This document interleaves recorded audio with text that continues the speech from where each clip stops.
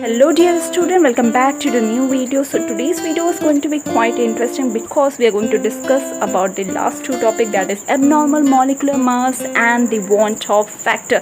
So today we have lot to learn and lot to discuss. चलिए शुरू करते हैं. ऑन दी होल हमने 4 कॉलिगेटिव प्रॉपर्टीज़ को वन बाय वन डिस्कस कर लिया है. ठीक है, अब देखो जब मैं कॉलिगेटिव प्रॉपर्टीज़ आपको पढ़ा रही थी तो मैंने आपको बताया था कि जो वहाँ पे सल्यूट आप ले रहे हो दैट इज़ नॉन इलेक्ट्रोलाइट, यानी कि वो सल्यूट सोल्यूशन में जाके ना एसोसिएशन कर रहा है ना डिसोसिएशन कर रहा है. ठीक है, इतनी कहानी हमने वहाँ पे डिस्कस की थी. और दूसरी बात ये हमने की थी कि जो सोल्यूशन है वो आपका डाइल्यूट नेचर का है. ठीक है, अब हमें जो नेक्स्ट टॉपिक पढ़ना है that is abnormal molecular mass. ठीक है, ये एबनॉर्मलिटी क्यों आ रही है? ठीक है, मॉलिक्यूलर मास अगर सेम जो हमने एक्सपेक्ट किया वही आ रहा होता तो हम उसको कहते हैं कि नॉर्मल है, but what we are observe is there is an abnormality. Abnormal behaviour हमें दिख रहा था. देखो जो कॉलिगेटिव प्रॉपर्टी था वो उसका पूरा कॉन्सेप्ट बेस्ड था on the number of moles of salute. ठीक है, number of moles of salute बढ़ेंगे तो उसके ऊपर डिपेंड करता है. ठीक है, दूसरी बात ये एप्लीकेबल था to the non electrolyte solution. ठीक है, सो फर्स्ट पॉइंट मैंने जो आपको कहा क्या कि कॉलिगेटिव प्रॉपर्टीज जो था वो डिपेंड कर रहा था number of moles of solute. इसका मतलब आपने क्या समझा कि it was applicable to the solution of such solute which do not undergo any kind of dissociation or association, यानी वो नॉन इलेक्ट्रोलाइट नेचर के. जैसे फॉर एग्जांपल कौन कौन से हो सकते हैं? फॉर एग्जांपल आपका शुगर. ठीक है, दूसरा ग्लूकोज हो गया. ठीक है, तीसरा यूरिया. ठीक है, तो ये सारे क्या हैं? ये कोई डिसोसिएशन या एसोसिएशन नहीं करते हैं. ठीक है, तो इस पे बेस था. अगर number of moles of this solute change होगा तो कॉलिगेटिव प्रॉपर्टी भी चेंज होगा. बोलो हाँ या ना? अगर नंबर ऑफ सल्यूट बढ़ा या घटा तो कॉलिगेटिव प्रॉपर्टी भी चेंज होगा. इसी एबनॉर्मलिटी को हम कहते हैं एबनॉर्मल मॉलिक्यूलर मास. तो इसकी डेफिनेशन और बेहतर तरीके से समझते हैं कि क्या कहता है कि when the molecular mass of a substance is determined by studying colligative property. आपने कॉलिगेटिव प्रॉपर्टी के बेसिस पे आपने कहा कि इसका जो मॉलिक्यूलर मास आना चाहिए वो इतना आना चाहिए. ठीक है, but comes out to be different.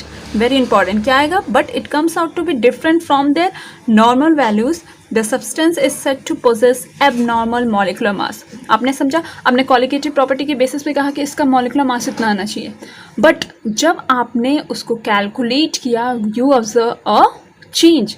आपने जो एक्सपेक्ट किया था वो नहीं आ रहा, और जो मास अब आ रहा है that is known as your abnormal molecular mass. I hope इतने कॉन्सेप्ट यहाँ पे जो डेफिनेशन जो आपको कहना चाह रहा है वो आपने समझा.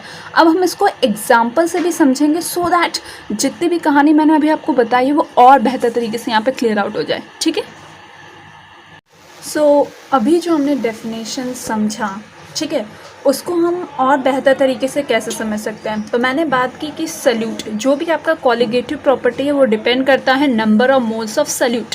तो जब हमने कॉलिगेटिव प्रॉपर्टी को डिस्कस किया था तो हमने नॉन इलेक्ट्रोलाइट लिया था. तो ऐसा क्या खास है नॉन इलेक्ट्रोलाइट में कि अगर सोल्यूशन में अगर सल्यूट आपका इलेक्ट्रोलाइट हो जाता है तो इलेक्ट्रोलाइट में तो चेंज हो जा रहा है, नॉन इलेक्ट्रोलाइट में कोई चेंज नहीं होता.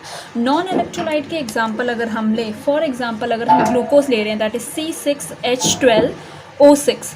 ठीक है, तो इसका जो नंबर ऑफ मोल्स यानी कि जितना नंबर ऑफ मोल्स पहले हैं, जितने इसके पार्टिकल पहले हैं, वही बाद में भी जब हमने इसका सोल्यूशन बनाया पानी के साथ तब भी उतने ही नंबर ऑफ मोल्स रहे. ठीक है, तो ये जो है ग्लूकोज इसको हमने वाटर के साथ मिक्स भी किया तब भी इसका नंबर ऑफ मोल्स जो है वो सेम आया. इसका मतलब कि कॉलिगेटिव प्रॉपर्टी जो हमने एक्सपेक्ट किया था वही हमें रिजल्ट भी मिला.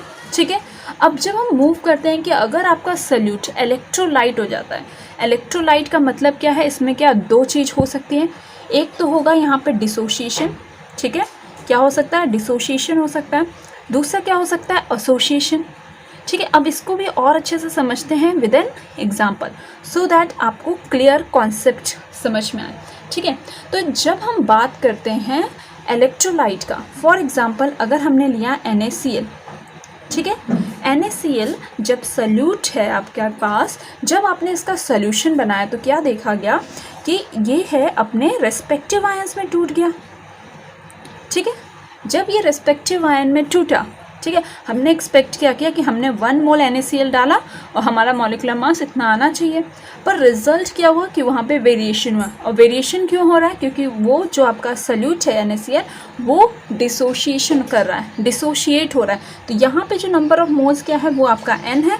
अब जब ये टूटा तो ये क्या है, 1 मोल ऑफ सोडियम कैटायन और 1 mole of sodium chloride ion में टूटा।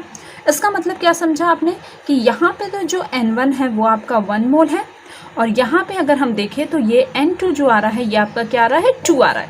तो यहाँ पे देखो N1 is not equal to N2, यानी कि जो नंबर ऑफ मोल्स हैं वो आफ्टर डिसोशिएशन हो रहे हैं इंक्रीज। तो कॉलिगेटिव प्रॉपर्टी इस सेंस में क्या होगा, इंक्रीज करेगा। तो हमने एक्सपेक्ट किया कि कॉलिगेटिव प्रॉपर्टी क्योंकि हमने 1 मोल डाला है तो वही आना चाहिए, पर एज अ रिजल्ट आपने क्या देखा, वहाँ पे चेंज है। अब वो ठीक है, या फिर हम ये कह सकते हैं कि N2 जो है वो 2 टाइम्स N1 है, जो N2 है इट इज़ 2 टाइम्स N1। तो ये देखा गया कि जब नंबर ऑफ मोल्स क्या हो रहे हैं, बढ़ रहे हैं, तो जो इसका मास है वो क्या हो रहा है, नियरली हाफ हो जा रहा है। ठीक है, क्या समझा, नंबर ऑफ मोल्स बढ़े तो मॉलिक्यूलर मास क्या हो गया, उसका हाफ हो गया। ठीक है, अब बात करते हैं एसोसिएशन का। डिसोसिएशन तो आपने समझ लिया, अब एसोसिएशन की क्या कहानी है। तो एसोसिएशन का एक एग्जांपल लेते हैं जो है हमारे पास एसिटिक एसिड। तो हमने 2 मोल एसिटिक एसिड लिया जाते हैं CH3COOH। ठीक है, अब इसका हमने सोल्यूशन बनाया है बेंजीन में। ठीक है, किस में बनाया है, बेंजीन। जो बेंजीन होता है इसका नेचर कैसा होता है, ये नॉन पोलर सॉल्वेंट, इसमें कोई पोलैरिटी नहीं होता। और जो यहाँ पे हमने डिसोसिएशन में लिया था तो हमने एक्वस सोल्यूशन यानी कि पोलर सोल्यूशन यहाँ पे लिया था। ठीक है, इसमें पोलैरिटी प्रेजेंट होती है H2 में। ठीक है, जब हमने ऐसा लिया तो हमने क्या देखा कि जो यहाँ पे CH3COOH है, ठीक है, ये जो आपका एसिटिक एसिड है, ये क्योंकि इसमें क्या आ रही है, थोड़ी सी पोलैरिटी आ रही है, तो ये क्या कर रहा है, यहाँ पे हाइड्रोजन बॉन्ड का फॉर्मेशन करने लगा। ठीक है, क्या फॉर्म करने लगा, यहाँ पे हाइड्रोजन बॉन्ड का फॉर्मेशन करने लगा और डाइमराइज होने लगा। ठीक है, ये कैसा चार्ज हो जाएगा, डेल्टा नेगेटिव, इस पर चार्ज होगा डेल्टा पॉजिटिव, ये भी क्या हो जाएगा, डेल्टा नेगेटिव, और ये हो जाएगा डेल्टा पॉजिटिव।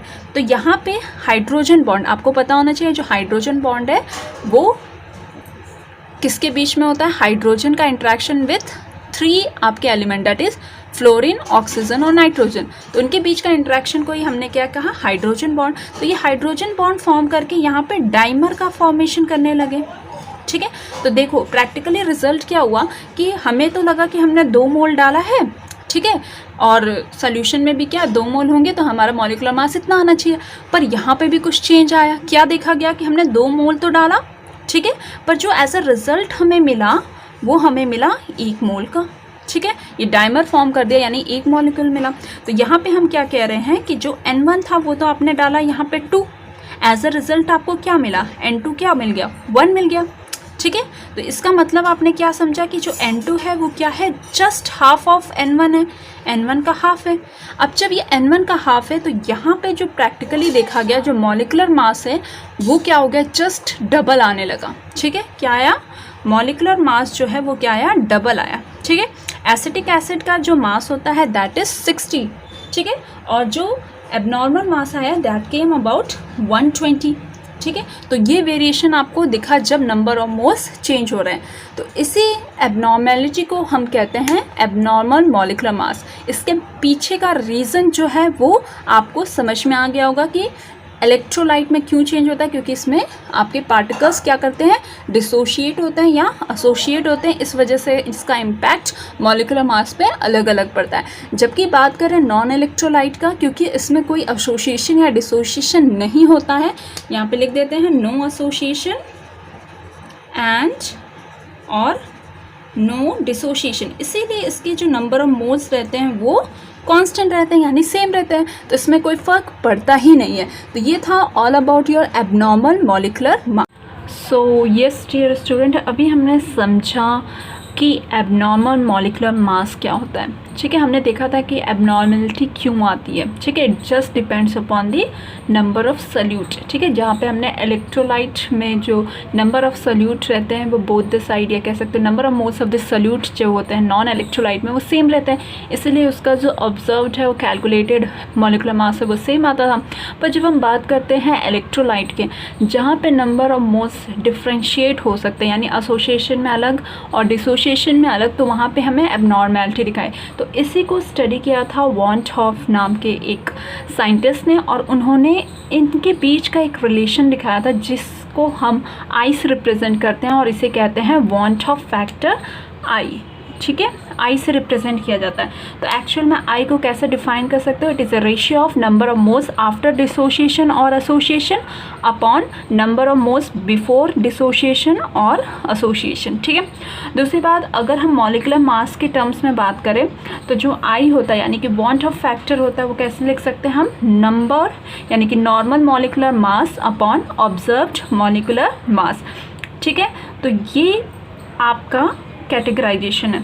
अब देखो बेसिकली होता क्या, अगर मैं यहाँ से इस इक्वेशन से आई को इसको क्रॉस मल्टीप्लाई कर दूँ तो आपके पास आता है कि मास, नॉर्मल मास जो है that is equal to I into observed mass, जो आपने ऑब्जर्व किया है, ठीक है। स्टूडेंट बेसिकली हम इस रिजल्ट पे आए कि जो नॉर्मल मॉलिक्यूलर मास है that is equal to I into observed molecular mass, ठीक है। अब इसको एक और इम्पॉर्टेंट एस्पेक्ट्स जो है बेसिक जो मुझे बताना है, उसको बताने से पहले हम एक थोड़ा सा एसोसिएशन और डिसोसिएशन को ब्रशअप कर लेते हैं, ठीक है। अभी जब हमने एबनॉर्मल मॉलिक्यूलर मास पढ़ा था तो वहाँ पे मैंने आपको बताया, बट स्टिल हम लोग एक बार फिर से इसको कर लेते हैं सो दैट इसको आप कोरिलेट कर सको, ठीक है। तो देखो जब एसोसिएशन होता है तो क्या होता है, दो रिएक्टेंट आपस में मिलके एक प्रोडक्ट बनाते हैं, ठीक है। तो इस केस में हमने क्या देखा था कि जो नंबर ऑफ मोल्स हैं, ठीक है, जो नंबर ऑफ मोल्स हैं वो क्या हो जाते हैं, कम हो जाते हैं, ठीक है। अब नंबर ऑफ मोल्स कम हो गए तो देखो वॉन हॉफ फैक्टर के अकॉर्डिंग एसोसिएशन की बात करें तो क्या था, number of moles after association, तो आफ्टर एसोसिएशन यहाँ पे देखो नंबर ऑफ मोल्स कितना है 1, ठीक है। बिफोर इट वाज कितना, तो यहाँ पे 2, तो आपने क्या देखा जो वॉन हॉफ फैक्टर है वो क्या होगा, लेस देन 1 आएगा। तो किसके केस में आपको याद रखना है कि एसोसिएशन के केस में जो आई यानी वॉन हॉफ फैक्टर है वो क्या होता है, लेस देन 1 होता है, ठीक है। अब बात करें डिसोसिएशन की, ठीक है। जब हम डिसोसिएशन की बात करते हैं तो यहाँ पे एक मॉलिक्यूल टूटता है इनटू फ्रेगमेंट, ठीक है। तो यहाँ पे देखो जो नंबर ऑफ मोल्स है वो बढ़ते हैं, ठीक है, क्या होते हैं, इंक्रीज होते हैं। अब यहाँ पे फिर से इस फॉर्मूला में आई में रख के देखो तो अभी आफ्टर डिसोसिएशन आपके पास नंबर ऑफ मोल्स कितने हैं 2 और बिफोर कितने थे 1, तो यहाँ पे आपको साफ से दिख रहा है कि जो आपका आई का वैल्यू है वो क्या आ रहा है, ग्रेटर देन 1 आ रहा है। तो यहाँ से आपको मैंने ये बताया कि आई की वैल्यू कैसे एसोसिएशन के लिए लेस देन 1 होती है और डिसोसिएशन के लिए it is greater than 1। Now coming back to this first equation, इसी पे आते हैं और यहाँ से एक इम्पॉर्टेंट रिजल्ट हम विड्रॉ करने की कोशिश करेंगे।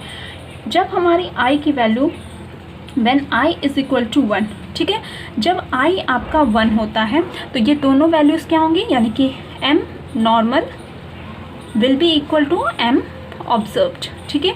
तो यही तो हमने सीखा, नॉन इलेक्ट्रोलाइट के केस में नंबर ऑफ मोल्स बराबर होते हैं, यानी आई की वैल्यू क्या होगी 1 होगी, तो इस वजह से दोनों मास क्या होंगे, सेम आएंगे, ठीक है।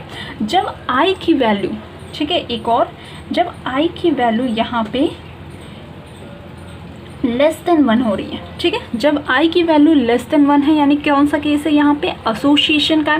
जब आई की वैल्यू लेस देन 1 है, 1 से छोटी है, तो देखो एम नॉर्मल अपने आप छोटा हो जाएगा, यानी हम यहाँ से क्या इन्फ्रेंस ड्रॉ कर रहे हैं कि जो हमारा एम ऑब्जर्व्ड है that will be greater than M normal, ठीक है। ये किस केस में हो रहा है, एसोसिएशन के केस में, ठीक है।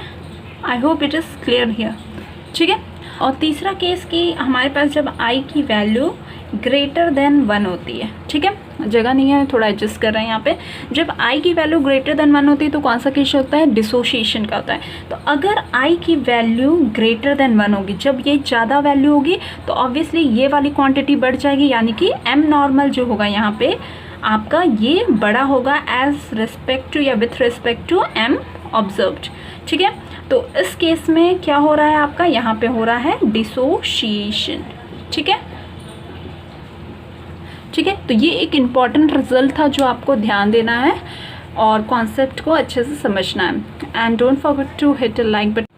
एक और इम्पॉर्टेंट एस्पेक्ट जो आप यहाँ से डिलीवर कर सकते हो ताकि आपको चीज़ें याद रखें रहे, वो ये है कि देखो जो एम ऑब्जर्व, जो आप ऑब्जर्व कर रहे हो उसका रिलेशन और वांट ऑफ फैक्टर का रिलेशन क्या है, इन्वर्सली प्रोपोर्शनल है दोनों, ठीक है। जो वांट ऑफ फैक्टर है और मास ऑब्जर्व जो आपको दिख रहा है, they are inversely proportional to each other, ठीक है। तो आपने क्या देखा कि जब मास आपका ग्रेटर है, देखो यहाँ पे जब मोलर मास ऑब्जर्व ग्रेटर है यानी कि आई की वैल्यू क्या है, कम है, ठीक है। जब मास ऑब्जर्व्ड छोटा है, लेस है, तो आई की वैल्यू क्या हो गई, ग्रेटर। तो एक ये इंपॉर्टेंट इन्फ्रेंस भी आप यहाँ से ड्रॉ कर सकते हो कि जो मॉलिक्यूलर मास ऑब्जर्व्ड है that is inversely proportional to the van't Hoff factor. Okay, so van't Hoff factor के आ जाने के बाद जो भी आपके कॉलिगेटिव प्रॉपर्टीज़ थे वो क्या हो गई थी, मॉडिफाई हो गई थी, ठीक है। अब मॉडिफाई होके जो इक्वेशन क्या बना उसको वन बाय वन हम लोग डिस्कस करते हैं। So first one is the relative lowering of vapour pressure. इस इक्वेशन में बस आपका क्या आ गया, आई इनकॉर्पोरेट होंगे। सारे जितने भी आपके कॉलिगेटिव प्रॉपर्टीज़ पढ़े थे उसमें जब वांट ऑफ फैक्टर ने मॉडिफाई किया तो हर फैक्टर में जो हर आपने कॉलिगेटिव प्रॉपर्टी पढ़ा उसमें आई फैक्टर आ गया। तो रिलेटिव लोअरिंग में देखो क्या हो जाएगा, P naught minus P S upon P naught equal to I into N two यानी मोल फ्रैक्शन। बात करें एलिवेशन इन बॉइलिंग पॉइंट का तो इसका भी आ जाएगा delta T B equal to I into K B into M यानी कि मोलैलिटी।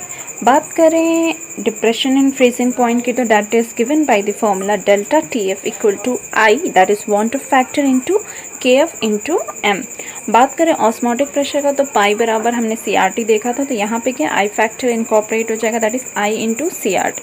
तो वांट ऑफ फैक्टर कैसे कैलकुलेट करते हैं वो भी मैंने डिस्कस किया, और सारे जितने भी आपके कॉलिगेटिव प्रॉपर्टीज़ थे और उसका मॉडिफिकेशन हमने सबको वन बाय वन डिस्कस किया। अगर आपने उन प्रीवियस वीडियोस को नहीं देखा है तो आप चैनल पे जाके उस प्रीवियस वीडियोस को ज़रूर देखें। सो विद दिस आपका चैप्टर बहुत ही स्मूथली, बहुत ही आसान लैंग्वेज में मैंने कंप्लीट करने की कोशिश की है और आई होप आपने भी इसको बहुत ही अच्छे से समझा है। यहाँ से मैंने आपको पहले भी बता रखा है कि वो colligative property one of the important part है for numerical basis and for your board exam. So do like our channel, share it with your friends and subscribe it now.